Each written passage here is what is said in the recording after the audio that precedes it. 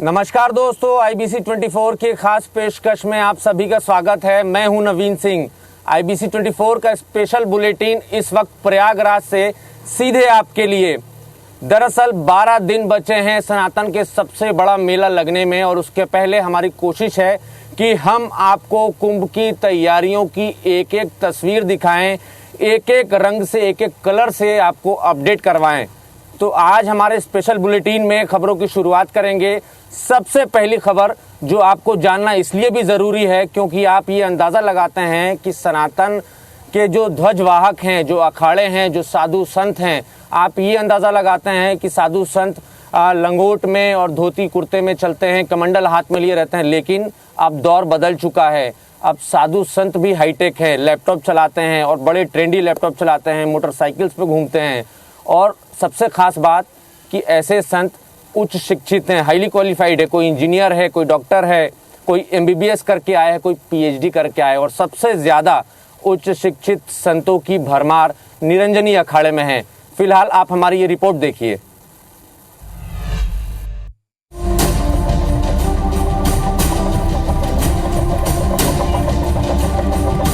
दुनिया ने अखाड़ों का वो दौर भी देखा है जब साधुओं ने धर्म की रक्षा के लिए हथियार उठाए हैं। हथियार भी तब उठे जब सन्यासियों को कोई दूसरा विकल्प नजर नहीं आया। लेकिन अब साधुओं का शास्त्रों के पठन पाठन के बजाय तलवार चलाना, लाठी भांजना, भाला फेंकना आपको नहीं दिखेगा, क्योंकि अब सन्यासियों ने भी खुद को आपकी तरह अपडेट कर लिया है। नई तकनीक के साथ तेवर भी नए कर लिए हैं। चलिए आपको मिलवाते हैं निरंजनी अखाड़े के सेक्रेटरी और महंत राम रतन गिरी से। राम रतन गिरी ने 1979 में ही इंजीनियरिंग कर ली थी, लेकिन सिस्टम में करप्शन की काई उन्हें अच्छी नहीं लगी। सो राम रतन जी भ्रष्ट सिस्टम में 2.5 साल की नौकरी से संन्यास लेते हुए निरंजनी अखाड़े के परमानेंट सन्यासी बन गए।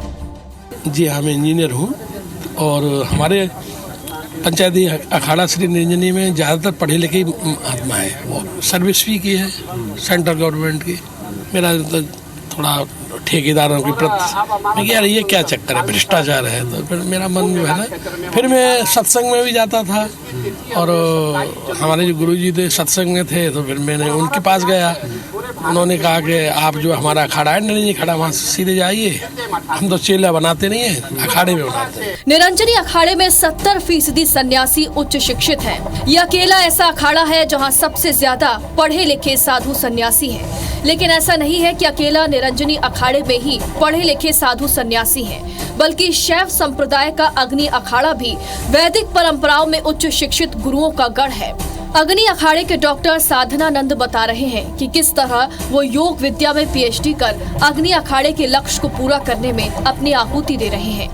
अग्नि अखाड़े में डॉक्टर साधनानंद अकेले नहीं है, बल्कि सैकड़ों ऐसे वेद पाठी अग्निहोत्र ब्राह्मण हैं जो गुरुकुल में शिक्षा लेते हुए सनातन धर्म के ध्वजवाहक बने हुए हैं। आज का जो समय है और साधना और तपस्या थोड़ा समाज तक पहुँचे, जिससे समाज को भी संज्ञान हो, ज्ञात हो कि संत महात्मा अपने जीवन को किस तरह से ढालते हैं। हमने अनेकों संतों, अनेकों साधकों, अनेकों यूनिवर्सिटी में जा कर के अध्ययन के साथ साथ में साधना किया। दरअसल मुगल आक्रमणकारियों से सनातन संस्कृति की रक्षा करने के लिए शुरुआती दौर में जूना, आवाहन निरंजनी और महानिर्वाणी अखाड़े का जन्म हुआ। लेकिन आज अखाड़ों की संख्या 13 तक पहुंच गई है, जिसमें किन्नर अखाड़े को जूना अखाड़े में शामिल करते हुए मान्यता दी गई है। हालांकि तस्वीर आज के अखाड़ों की बिल्कुल अलग है, क्योंकि अब अखाड़ों में वॉकी टॉकी से बात करते हुए, लैपटॉप चलाते हुए साधु आपको आसानी से नजर आए। दुनिया भर के श्रद्धालु भी नए दौर के साधुओं को देखकर हैरान हैं। सुनिए लंदन से आए हुए ये युवा नए दौर के सन्यासियों को देखकर क्या कह रहे हैं। बहुत अच्छा लग रहा है और बहुत व्यवस्था भी बहुत अच्छी कर रहे हैं और सब लोगों को एंजॉय करेगा और दर्शन साधु संतों का भी करेंगे। और हम लोग भी बाहर से आए, हम लंदन से हैं। अच्छा, ये बाकी आधा कोई गुजरात से है। तो ये योगी आया उसके बाद बहुत काफ़ी चेंज हो गया है और बहुत अच्छी सुविधा सब हो रही है। बहुत अच्छा लगा है। हाँ, हम लोग ने 18 साल पहले एक बार हम लोग ने किया है हरिद्वार में। अभी आए, कल इधर आए वापस। अच्छा है, व्यवस्था भी अच्छा है। हम आए हैं सौराष्ट्र से, पोरबंदर का हमारा छोटा सा गांव है खांपोदर, उधर से ये हमारा अंकल है। 4 बार इसने कुंभ मेला किया है, तो हमको उसको साथ लेकर आए हैं। यहाँ बहुत मजा आया, बढ़िया है। जब से योगी आई है तब से ये व्यवस्था बहुत सुंदर है, काफी बढ़िया है। प्रयागराज कुंभ नए दौर का साक्षी बनने जा रहा है। ये वो ऐतिहासिक कुंभ साबित होने जा रहा है जिसमें सबसे ज्यादा झुकाव युवाओं का होगा। फिलहाल अखाड़ों के हाईटेक संत देश दुनिया के युवाओं के लिए आकर्षण का केंद्र जरूर बने हुए हैं। IBC 24 के लिए नवीन सिंह की रिपोर्ट। चलिए अब आपको दिखाते हैं महाकुंभ से जुड़ी हुई एक और शानदार तस्वीर। मिलवाते हैं एक ऐसे नागा सन्यासी से जो थार में घूमते हैं, SUV पर चलते हैं, रे-बैन का चश्मा लगाते हैं, लैपटॉप चलाते हैं और अखाड़ों में वॉकी टॉकी से बात करते हैं। अखाड़ों के हर एक VIP मूवमेंट का वो अपडेट लेते हैं। चलिए आप मिलिए ललित वन से। ये नागा सन्यासी हैं। पिछले कुंभ के दौरान इन्होंने नागा दीक्षा ली थी और ये सीधा ताल्लुक रखते हैं निरंजनी अखाड़े से।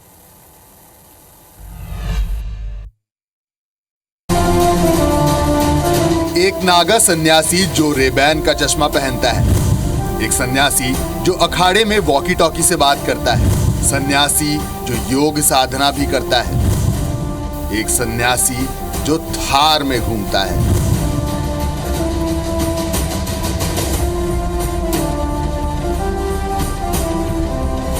आप कुंभ में स्नान करने प्रयागराज आएंगे तो यहाँ आपको तरह तरह के नागा सन्यासी मिलेंगे। कोई अलग ही तरह के हठयोग पर है तो किसी का अपना अलग ही भौकाल है। ऐसे ही एक सन्यासी है निरंजनी अखाड़ा के नागा सन्यासी श्री ललित वन। इनका अपना अलग ही रुतबा है। ये सन्यासी बकायदा रे-बैन का चश्मा लगाते हैं, थार में घूमते हैं, वॉकी टॉकी से बात करते हैं और कुंभ की हर घटना और VIP मूवमेंट का बकायदा अपडेट भी लेते हैं। निरंजनी अखाड़े के नागा सन्यासी श्री ललित वन से IBC 24 ने एक्सक्लूसिव बातचीत भी की। प्रयागराज कुंभ में आपको अलग अलग तरीके के नए दौर के सन्यासियों की तस्वीरें देखने को मिलेंगी। इस वक्त मेरे साथ एक नागा सन्यासी हैं जो थार से चलते हैं, अखाड़े में थार चलाते हुए अक्सर नज़र आ जाते हैं और बहुत कम उम्र के हैं। बहुत स्वागत है आपका IBC 24 में। सर, दर्शकों को बताइए अपने शौक के बारे में। आप थार चलाते हुए एंटर होते हैं अखाड़े में तो सारे लोगों की नज़रें सिर्फ आपकी तरफ होती हैं। देखिए, ये साधन है, हम इसको शौक कह लीजिए आप। साधन बहुत ज़रूरी है आज के समय पे। आज आप हमारी इस बात को, आज अपने किसी वार्तालाप को दुनिया तक पहुंचाना चाहते हैं तो ये एक साधन है। तो ऐसे ही हमारे लिए तो एक सिर्फ साधन है। और ये साधन भी थोड़ा थार का इसलिए हमने चूज़ किया है कि जहाँ पे आज हम खड़े हैं तो ये है एक रेत का क्षेत्र। वैसी नॉर्मल गाड़ियाँ होती है वो फंसने जाती है, कहीं पे खड़ी हैं, कहीं फंस के खड़ी हैं, और ये यहाँ से वहाँ कहीं भी ले जाओ इनको। तो ऐसे थार का कोई विशेष शौक नहीं है हमारे को। एक गुरुजी की कृपा है, ये यंत्र हैं इस्तेमाल करने हैं। महाराज जी, एक चीज़ और बताइए, ये भी बताइए कि आप नागा सन्यासी हैं और बड़ी किस्मत की बात है कि इसी जगह जहां हम खड़े हैं वहीं आपने नागा सन्यास की दीक्षा ली थी। थोड़ा दर्शकों को बताइए जी। ये सन 2007 प्रयागराज का अर्धकुंभ, तब हमारे ऊपर विशेष अमृत की वर्षा मेरे जीवन में भी हुई कि हमारे भगवान गुरु निरंजन देव, उनकी छत्र छाया में यहाँ धर्म ध्वजा लगी थी और हमारे ऊपर अमृत की वर्षा हो रही थी। हमारे गुरु लोगों ने हमारे पर मटके का जल डाला, भस्म का श्रृंगार किया।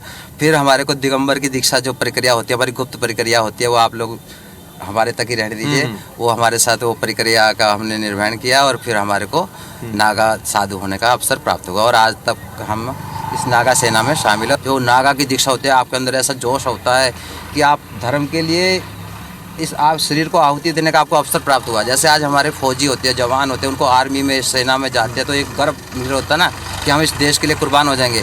ऐसे मेरे अंदर एक होता है कि आज हमारे को अपने सनातन धर्म की रक्षा के लिए जीवन को देने का अवसर प्राप्त हुआ। बड़ी कृपा हुई हमारे ऊपर। इसी तरीके से नए दौर के सन्यासियों की तस्वीरें प्रयागराज कुंभ में देखने को मिलेंगी। कैमरामैन दीपक के साथ नवीन सिंह, IBC 24 प्रयागराज।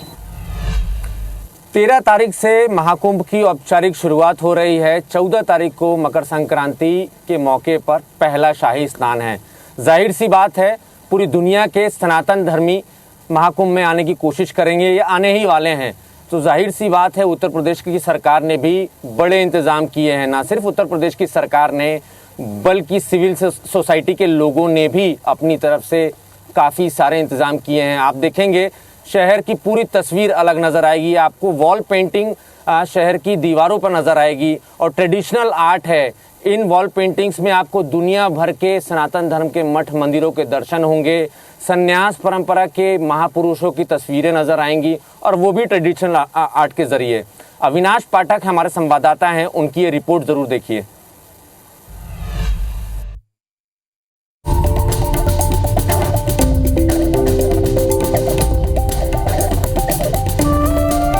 महाकुंभ के लिए प्रयागराज को खूबसूरती से सजाया जा रहा। शहर में चौराहों से लेकर पेड़ों तक को सजाया जा रहा। फूल पत्ती और सनातन धर्म के प्रतीक जैसे कि स्वास्तिक, त्रिशूल, डमरू, त्रिपुंड दीवार पर उकेरे जा रहे हैं। बिहार की मधुबनी पेंटिंग, पूजा में बनाए जाने वाले चौक और न जाने कितनी कलाकृतियां दीवारों पर नजर आ रही हैं। चूंकि ये सनातन का पर्व है तो महाकुंभ में योगदान देने वाले संतों को भी बकायदा याद किया जा रहा। संतों के योगदान और उनके बलिदानों की तस्वीर आपको प्रयागराज की दीवारों पर नजर आएगी। इन सब का मकसद सिर्फ एक ही है कि महाकुंभ के दौरान प्रयागराज आने वाली युवा पीढ़ी को सनातन संस्कृति से रूबरू करवाया जा सके। मेला क्षेत्र की ओर जाने वाली सड़कों पर लगे पेड़ों और दीवारों को भी रंगों से सजाया जा रहा ताकि शहर की खूबसूरती को और निखारा जा सके। दीवारों पर बनाई गई तस्वीरें महाकुंभ की महत्ता को बयां कर रही हैं। उत्तर प्रदेश सरकार और मेला प्राधिकरण ने शहर के सौंदर्यीकरण के लिए 60 करोड़ का बजट रखा है। इस योजना में शहर की प्रमुख दीवारों में स्ट्रीट आर्ट, चौराहों में murals, traffic signages, sculpture, landscaping और हॉर्टिकल्चर जैसे कार्य शामिल हैं। इस बार 15 लाख स्क्वायर फीट एरिया हम लोगों ने चिन्हित किया है जिसपे हम लोग पेंटिंग करा रहे हैं। तो प्रयागराज शहर को इतने बड़े आयोजन के निमित्त तैयार करना है, पूरी सभी का भागीदारी है इसमें सुनिश्चित की जा रही है। एजेंसी टेंडर के माध्यम से हम लोगों ने 8 एजेंसीज को आबद्ध किया है जो विभिन्न कलाकृतियों को यहाँ पर दीवारों पे उकेरते हैं। इस कलाकृतियों के फाइनलाइजेशन करने के लिए एक कंटेंट वैलिडेशन कमेटी हुई है जिसमें इलाहाबाद विश्वविद्यालय के एमिनेंट प्रोफेसर्स हैं। प्रयागराज में दीवारों पर रंग रोगन का कार्य अंतिम चरण पर है। फाइन आर्ट के स्टूडेंट दिन रात मेहनत कर रहे हैं। कोशिश यही है कि कुंभ शुरू होने से पहले उनके सारे काम पूरे हो जाएं। दीवारों पर चित्रकारी कर रहे बीएचयू के फाइन आर्ट्स के स्टूडेंट से भी हमने बातचीत की। भारतीय संस्कृति में ये परंपरा है कि जब देवों का आगमन होता है तो उनके आगमन में, उनके स्वागत में रंगोलियां सजाई जाती है, चौक पूरे जाते हैं। तो यही परंपरा का निर्वहन करते हुए मैं तस्वीर आपको दिखाऊंगा कि किस तरह से प्रयागराज की दीवारों पर ये आपको रंग बिरंगे ट्रेडिशनल वॉल पेंटिंग्स जो हैं वो नज़र आएंगे। और ये एक दो नहीं बल्कि पूरे शहर की दीवारों को इस तरह से सजाया जा रहा है। और मैं आपको बता दूं कि अलग अलग संस्थाएं जो हैं वो इन दीवारों पर पेंटिंग्स का काम कर रही हैं, जिसमें बीएचयू के जो सीनियर स्टूडेंट्स हैं वो भी जी जान से इन तस्वीरों को उकेरने में जुटे हुए हैं। मैं जिस जगह पर खड़ा हूँ वहाँ पे भी ये जो कलाकार आपको नज़र आ रहे हैं वो बीएचयू के स्टूडेंट्स हैं और वो अल सुबह से इन दीवारों पर अलग अलग पेंटिंग्स तैयार कर रहे हैं। ये बताइए क्या नाम है आपका? मेरा नाम अजीत कुमार है और मैं बीएचयू का स्टूडेंट हूँ, बीएफए कर रहा हूँ वहाँ से। अच्छा, ये जो पेंटिंग्स है ये क्या बना रहे हैं आप? ये पेंटिंग्स जो है जो पटचित्र है बंगाल का और उसके बाद जो ट्रेडिशनल पेंटिंग्स होता है उसको लेकर ये हमारा सब्जेक्ट है और हमें रेफरेंस दिया गया है तो हम वही बना रहे हैं। देवी देवताओं की तस्वीरें दिख रही हैं यहाँ पे, क्या कुछ दिख रहा है ये जो है? हाँ जी, ये देवी देवताओं के जैसे उनके अवतार हुए तो उससे रिलेटेड उनके कई सारे अवतारों का यहाँ पे जो है जिक्र किया हुआ है। आपके जैसे और कितने कलाकार यहाँ पे हैं, जो आर्टिस्ट हैं, जो स्टूडेंट्स हैं वो लगे हुए हैं यहाँ पर? वैसे देखा जाए कि पूरे प्रयागराज में आर्टिस्ट आए हुए हैं अलग अलग क्षेत्र से और फिलहाल हम 3-4 लोग हैं जो कि बनारस से आए हुए हैं बीएचयू से। तो हम लोग यहाँ पे काम कर रहे हैं, 5-6 लोग हैं। ये अजीत जी हैं जो अभी ये वॉल पेंटिंग बनाए थे, मेरे साथ एक और साथी है, मैं उनसे भी बात करूँगा। आपका शुभ नाम बताइए। मेरा नाम दीपंकर है, मैं बीएचयू से हूँ। बीएचयू 4th ईयर मेरा है अभी, बैचलर। तो यहाँ पर हम लोग आए हैं मूल तौर पर कुंभ का जो मेला होने वाला है उस पर वॉल पेंटिंग जो हो रहा है पूरे इलाहाबाद में, तो उसमें हम लोग काम कर रहे हैं। आपको कितना एरिया मिला हुआ है यहाँ पेंट करने? हम लोग को लगभग स्क्वायर फीट के हिसाब से मिला है, लगभग 17,000 स्क्वायर फीट हम लोग को मिला है। अच्छा, ये 17,000 स्क्वायर फीट तो बहुत बड़ा होता है ना, कैसे कर पाएंगे? समय काफ़ी कम है आप लोगों के पास? काफ़ी कम है, लेकिन आर्टिस्ट भी उतने सारे आए जब तक कुंभ शुरू होने वाला है उससे पहले लगभग 10 तारीख तक हम लोग सारा काम खत्म कर देंगे। रोज कितने घंटे काम कर रहे हैं? क्योंकि आज तो इतनी ठंड पड़ रही है, सुबह से कोहरा भी था, फिर आप काम कर रहे हैं सुबह से? 5 से 6 घंटा हम लोग काम करते हैं। सुबह 9 बजे से लेके लगभग 4-5 बजे तक हम लोग काम करते हैं, तो उसी के अंदर हम लोग का हो जाता है। अच्छा, बार बार हम भव्य कुंभ यही कह रहे हैं क्योंकि वाकई में ये बेहद दिव्य है, बेहद भव्य है। कैमरा पर्सन अजय गुर्जर के साथ अविनाश पाठक, i24 प्रयागराज। चलिए अब हम आपको मिलवाते हैं महाकुंभ में घूम रहे एक ऐसे बाबा से जो पूरे महाकुंभ में बवंडर की शक्ल में घूम रहे हैं। दरअसल इनकी नाराजगी इस बात से है कि हिंदू देवी देवताओं की तस्वीरों का अपमान कोई और नहीं बल्कि हिंदू ही करते हैं। इंदौर से ये अपनी मोटरसाइकिल से निकले हैं, पूरा भारत भ्रमण कर चुके हैं और फिलहाल महाकुंभ में हर तरफ ये नज़र आ जाएंगे और सबसे बातचीत करते हुए वो यही संदेश देते हैं कि हिंदू देवी देवताओं का अपमान कम से कम सनातन धर्म के लोग ना करें। देखिए रिपोर्ट।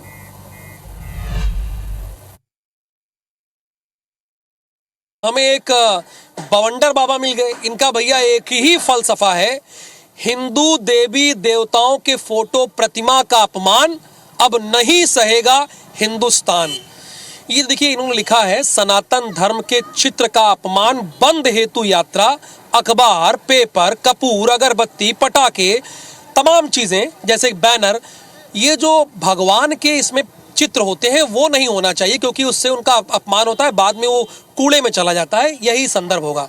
तो ये बवंडर बाबा है जो आप देख रहे हैं, बवंडर बाबा पूरे भारत की यात्रा कर रहे हैं और भारत की यात्रा कर रहे हो और महाकुंभ में ना आए तो कौन सी बात है भाई। महाकुंभ में आए हैं और हमें पूर्ण विश्वास है कि जो यहाँ सनातन बोर्ड की मांग रखी जा रही है उसमें हमारा विषय रहेगा, जो भगवान के फोटो होते हैं वो कपूर, अगरबत्ती, फटाके, बीड़ी, माचिस पे होते हैं। ये बीड़ी है, ये बीड़ी मादक पदार्थ की श्रेणी में आता है, इसमें भगवान का फोटो है। सरकार, व्यापारी और हिंदू जनमानस इस अपमान को देखता है। कहीं दीवार पे आपने किसी मजहब या पंथ का चित्र चिन्ह नहीं देखा होगा, कहीं 786 लिखा है, तो वो लोग ना गंदगी करेंगे ना होने देंगे। हिंदू खुद अपनी आस्था का अपमान करता है। जड़ नहीं रहेगी तो पेड़ कहाँ से रहेगा।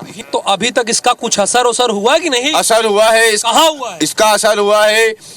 शुरुआत महाकाल मंदिर से हमने हाई कोर्ट में केस लगाया, जो हाई कोर्ट तक चले गए हैं। सुप्रीम कोर्ट तक जाएंगे हम। ये वारे बवंडर बाबा, हाई कोर्ट, सुप्रीम कोर्ट की बात हो रही है। लास्ट तक जाएंगे। हाँ। जब तक तोड़ेंगे नहीं, जब तक छोड़ेंगे नहीं, जब तक ये अपमान बंद नहीं होगा, जब तक हम इसी तरह साम दाम दंड भेद करके इसका कहीं असर हुआ किसी यात्रा में आपका? बता रहे हैं आपको, बता रहे। बड़े रूप में असर हुआ है। जो सनातन धर्म की बात कर रहे हैं, बागेश्वर धाम धीरेन्द्र शास्त्री जी, इन तक ये विषय को रखा। इन्होंने जो छतरपुर से यात्रा आरंभ करी थी ओरछा के लिए, पूरी यात्रा मार्ग में इन्होंने एक बैनर नहीं लगाया। प्रेमानंद जी के माध्यम से इस विषय को देश के अंदर रखा। भारत के अनेक राज्य में छोटे छोटे व्यापारियों से प्रेमानंद तक पहुंच गए थे आप? 2 बार मिल के आए प्रेमानंद जी से। उन्होंने क्या कहा? उन्होंने अपने जो एकांती चर्चा होती है उसके माध्यम से देश दुनिया तक बात रखी। कई वीडियो वायरल है सोशल मीडिया पे, आप देख सकते हैं। और हमें महाकुंभ में आने का यही उपदेश है कि यहाँ से सनातन बोर्ड जो बन रहा है उस सनातन बोर्ड के अंदर इस विषय को रखा जाए। अभी यहाँ पे वॉल पेंटिंग की गई है पूरे प्रयागराज में। काफी जगहों को इन्होंने बिना स्थान को निर्धारित किए चित्र बना दिए, जो कि पेशाब घर के अस्थायी रूप से पेशाब मिला के आपका संकल्प ये है, संकल्प बताइए। संकल्प ये है हिंदू देवी देवता के चित्र का अपमान बंद किया जाए पूरे भारत विश्व के अंदर। और तब तक आप यात्रा करते हैं। लाइफ ऑफ मीनिंग है, जब तक हिंदू देवी देवता के चित्र प्रतिमा का अपमान नहीं होगा, हम साम दाम दंड भेद करके इस यात्रा के रूप में इसको बंद कराने का प्रयास करेंगे। ठीक है, बवंडर बाबा का संकल्प बहुत बड़ा है। ये चाहते हैं कि हिंदू देवी देवताओं का चित्र जो है ना तो वो अखबार में हो, ना वो कपूर अगरबत्ती में हो, ना बीड़ी सिगरेट के पैकेट में हो। चूंकि इन्होंने दिखाया कि हाँ नहीं होना चाहिए, बिल्कुल बात सही है। तो इस संकल्प के साथ ये पूरे भारत की यात्रा कर रहे हैं। महाकुंभ परिक्षेत्र में भी आ गए हैं। तो ऐसी ही स्टोरीज के लिए आप हमारे साथ जुड़े रहिए। कैमरामैन अजय गुर्जर के साथ राहुल सौमित्र।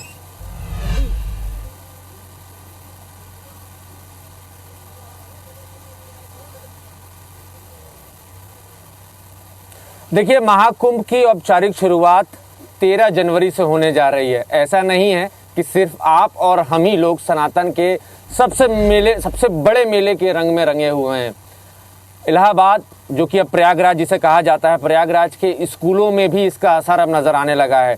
आज हम आपको तस्वीर दिखाएंगे महाप्रभु स्कूल की, जहां बच्चे रंगमंच के ज़रिए कुंभ की झलकियां प्रस्तुत कर रहे हैं, बता रहे हैं कि किस तरीके से कुंभ जो उत्सव है उसको मनाया जाता है और क्यों महाकुंभ के मेले लगते हैं, क्या वजह है। तो ये रंगमंच के ज़रिए बता रहे हैं और साथ ही साथ ये संदेश भी दे रहे हैं कि किस तरीके से हमें महाकुंभ मेले में स्वच्छता रखनी है।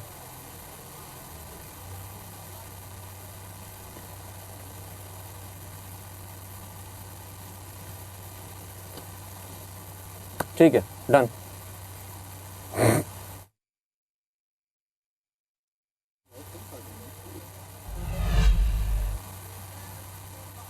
देखा आपने किस तरीके से महाप्रभु पब्लिक स्कूल के बच्चों ने कुंभ का प्रदर्शन रंगमंच के जरिए किया।